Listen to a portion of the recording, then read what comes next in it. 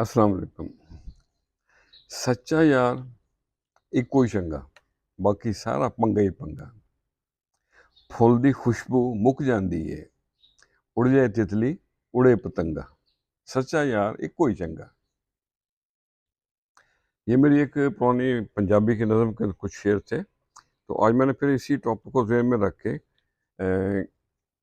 कुछ सबा आजमाई की है, आपसे भी शेयर करते हैं। तो अर्ज़ किया है,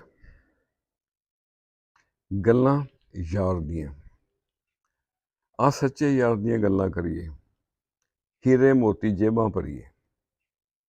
आ सच्चे यार दियां गल्लां करिए, खत्म ना होवन यार दियां गल्लां, खत्म ना होवन यार दियां गल्लां, लिख लिख कापी दफ्तर भरिए। आ सच्चे यार दियां गल्लां करिए।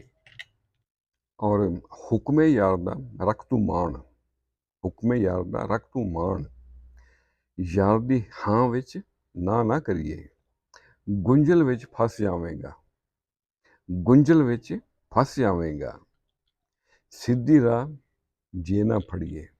आ सच्चे यार दियां गल्लां करिए। शफा मिलेगी सच्चे दर तो, शफा मिलेगी सच्चे दर तो,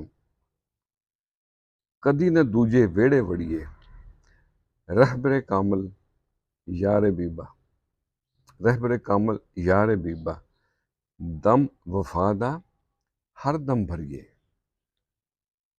सच्चे यार दी वंड ए वखरी, सच्चे यार दी वंड ए वखरी, देख न्यास कदी न सड़िए। आ सच्चे यार दियां गल्लां करिए, हीरे मोती जेबी भरिए। खुश रहें और सबके साथ आसानियों का सबब बने। अस्सलाम वालेकुम।